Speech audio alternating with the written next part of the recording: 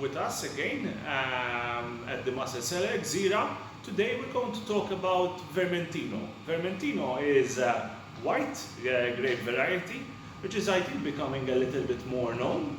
It's quite a nice and fresh, most of the times easy drinking wine which is made from this grape and rarely used with oak.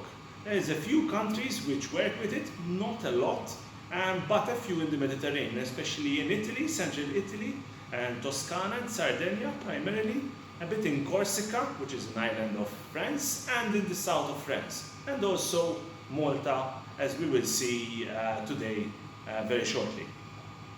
So now let's go and taste our wines for today, starting off with Laurenti Vermentino.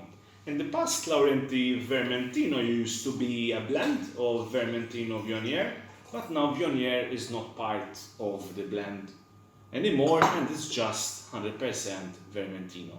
This is the flagship wine of Camilleri Wines, and as you can see, there's been a bit of a restyling on the label. It's a bit more clear, I would say. It's just very nice, plain white with some hints of gold, very, very elegant. Going to the wine, let's go and see how it looks, smells and tastes. On the way it looks, it's quite a pale, strawish color, very light yellow, indicative of its youthful nature. This is from the 2019 vintage, so it's still very, very fresh. So the color tends to be lighter as the wine is very young. On the smell, very fragrant, very fresh, no hints of oak as we were saying. This is a pure stainless steel wine, so there's no aging with wood or with any kind of oak at all, so to retain the freshness of Vermentino.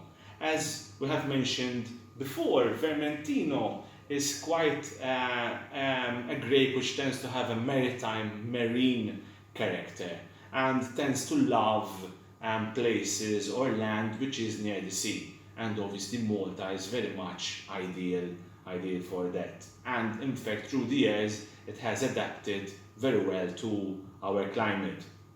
On the smell, it's very fresh, very fragrant, with good hints of pear, some stone fruit as well, some peach and apricot. Very much the flavors that you would have in a young Vermentino, but hopefully will retain for a long time. And also some hints of citrus, but let's see if the palate is similar to the nose. A bit on the dry side, but not too dry, but very enjoyable, very good crispiness, very much of an aperitif style of wine, but can also take some food since it has this a nice body to it. And the flavors, the fruit is very much similar to the nose, and with a very good finish, a very long finish. Very much ideal for Malta's climate and in these coming months, especially now that it's getting a little bit hotter. Very good start, I would say. Very good.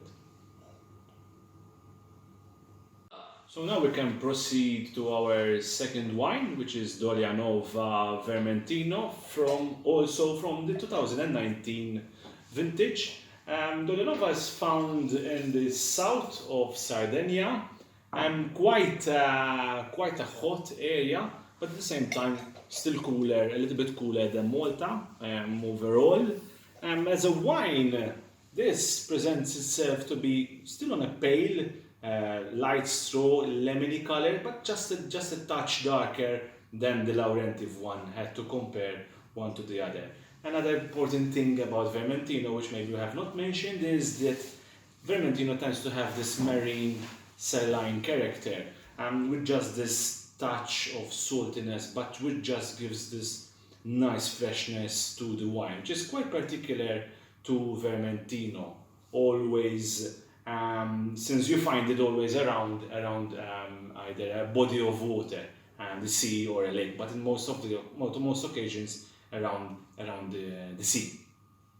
Going back to Dolianova, Dolianova is a cooperative of about 3,000 farmers, which together they own the company, and they produce the wine They produce their wines mainly just from their land and just from their grapes. They cannot buy. This is the idea of a cooperative. Also, we tend to have this idea of a cooperative being an old school, classic, rustic. But as you can see, even from the bottles, it's a very modern, and the wines are fresh. We have this misconception of cooperatives being these old style wineries producing everyday wines, but the quality can be very high. And there's quite a good examples. And Dolianova is surely an example of that. But going back to tasting our wines, smell, very good fragrance on the wines. Very typical, very much of a very nice typicity. Good fragrance on the stone fruit, also this hint of pear, but also a lot of more on the lime citrus nature of the wine overall. Going to taste. Dry, but not too dry. A very enjoyable, refreshing, not heavy, but slight creaminess and good body on the wine. And also this stone fruit. The stone fruit comes more on the palate than on the nose. And now it's showing less acidic, but still keeping very mellow and soft and round. And this is the beauty of Vermentino, is it gives you this crispiness which can take the wine further, and as we said before, can be good quite socially and also to match with food. The palate has a good length, a good finish, which can take it further, and as we were saying before, can match with a variety of foods more focused on the white meats. Both wines show a good freshness, as we were saying, very much on the same lines, very high quality, both of them, very enjoyable. The only way to find out is probably just to try both of them, because they are showing true examples of what Vermentino should taste like.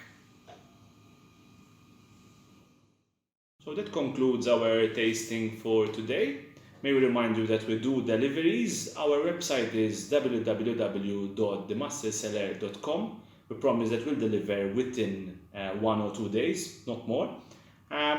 Thank you very much for joining us, and see you next week with Rosé Wines. We have Odyssey Rosé from Marsovin, Gozo, and Santa Rita from Chile. Thank you very much. Bye bye.